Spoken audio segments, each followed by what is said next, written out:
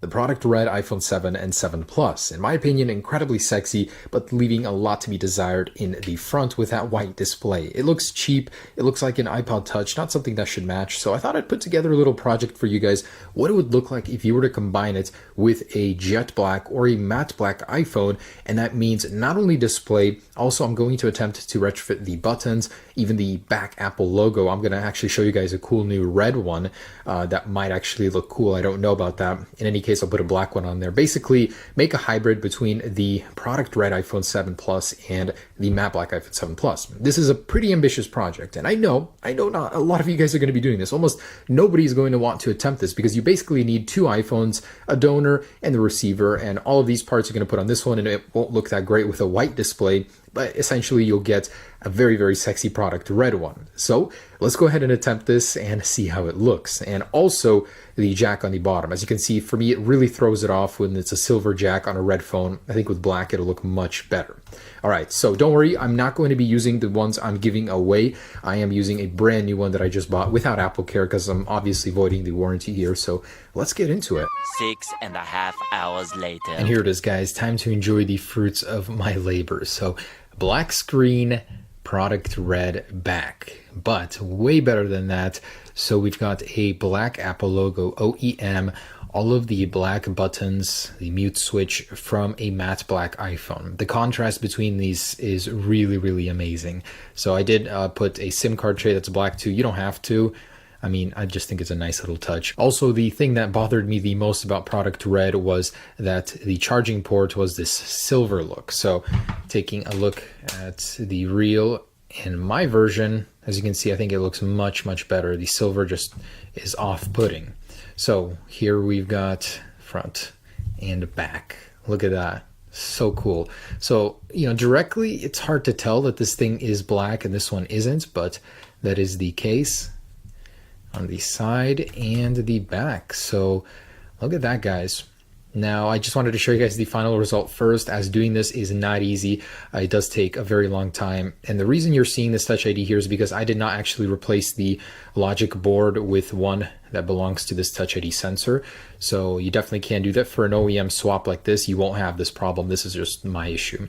But I'd say it definitely looks much, much better than what Apple came out with. So it's just my opinion, but this is definitely something I would use. The amount of work it takes to get there, though, I don't know. But for the sake of being unique, there it is, guys. Product red and product red plus black. Super, super cool. I also wanted to show you guys what I did with the other side. So I've got product red buttons that are replaced into the original matte one that it came from, and product red buttons over here. We've got the silver port and the white display on the front, which looks pretty bad on a white or black iPhone. But if it was red all around and red Apple logo in this, it would look kind of cool. So this is the touch activated Apple logo multi RGB color one. It looks kind of weird, to be honest, but that's just the byproduct of doing the original mod here. So guys, just wanted to say there it is, and that is how you do it. A ridiculous amount of work, but a very, very sexy and sleek result. So that's black Apple logo, which is, it's almost even hard to notice that it's there. The buttons, I think, is what really gives us a nice touch. So thanks for watching, guys. That's what a product red iPhone would look like with black elements to it. So what you need is a donor iPhone where you're going to be taking the screen from, or if you just want to replace the screen, just a black iPhone screen. Take note that the Touch ID won't work unless you put the white one from your other phone on. So just keep that in mind. Of course, the product red iPhone, a battery sticker that you absolutely need to replace. I would recommend an OEM one, which I have a lifetime supply of. Stop by my house if you want one. Not really. One of these, the waterproof seal or water resistance seal, so you can go ahead and reinstall them on top and keep that functionality. Now, I will be attempting to do the volume buttons, which are also water resistant, so be very careful, and I'll talk about that in a little bit. I might not even be able to do them. They're in there so tightly. And of course, your tool set, you're gonna need the tri-screwdriver for the new screws inside of here, and let's get into it. And of course, you wanna turn the phone off before you begin. My mistake in all of my videos here. And start with the pentalobe screws on the bottom here. I will be opening up the donor just to take the display off first and all the volume buttons, so essentially stripping it down. Of course, if you want to save your logic board and transfer it over here, you can do that. With your pry tool, go ahead and pry up an edge of the display, and we want to cut away the entire sticky adhesive that is the water resistance layer. And you want to do it very carefully so you don't accidentally trim the cables over here, the flex cables. So this does require quite a little bit of effort. Eventually you'll loosen it enough to where you can fit your little pry tool in there and just go very, very gently around the edges, cutting the adhesive away. And remember, there are tabs up here, so you don't want to lift the screen up too high. That's how I cracked mine last time, but it was damaged already. So just go around the entire edge of the display, cut away that adhesive. And right here is where you really want to be gentle not to force your tool in the display and cut those ribbon cables. Pull the display slightly down so the little clips unhinge. It's these right here, and fold it out to the right.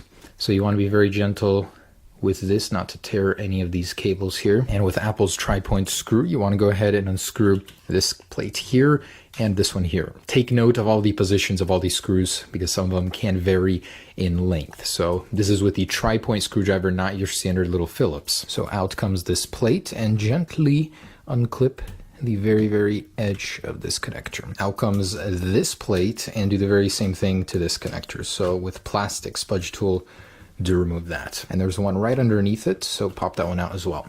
So if there's any adhesive left, gently disconnect it. So at this point, if you just wanted to replace the displays, you can do that. But for the people that really want to go above and beyond and get the black Touch ID and have it working, you guys are going to want to remove the logic board and replace it.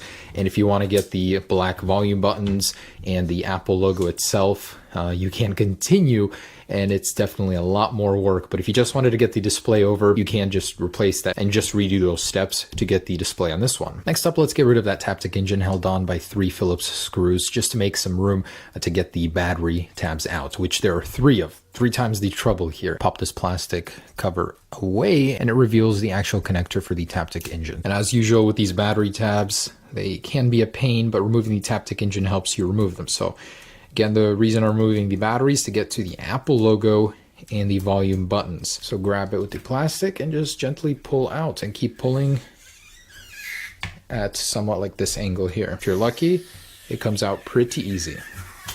There we go. So just 2 more to repeat. Unplug these little antennas here and go ahead and unscrew all of these bolts here that you see and set them aside in the exact order that they're visible. Now go ahead and remove the speaker, and don't forget about those 2 little screws on the very bottom. And here it is, the red one. So I'm literally opening it without even turning it on. I'm just going to disassemble it into little pieces. That's a little sad here. I really hope I don't do anything to mess this up. Again, very same process, opens to the right, and the casing inside here actually looks quite good. So exactly what I show you, we're going to do on the red one. Take these panels off, take the display off, pull all of that stuff out because we will be swapping this bottom portion. To remove the logic board, start with this little piece right here. Remove these 4 screws, and there is a little screw in the top corner there. So just so you're aware, go ahead and remove this little plastic piece here. And now this little connector here. So this plate, unscrew it and unplug it from the volume buttons. And remove the Phillips right here and all of these screws, and go ahead and peel this little cable off. So we can actually leave the camera alone. You don't have to unscrew that screw right here. So now we can just directly take off all of the flat heads everywhere on the logic board and get that out of the way to get to the buttons. And I didn't remove the ribbon cables, so do that, and 2 little ones up here. So be very gentle with these. Out comes the logic board. So I didn't have to remove the camera to do that. But man, that is not easy. Now we got to unscrew all those little things, which I already have, and just peel this ribbon cable all the way down and replace it on the new one. So be very gentle not to tear it here.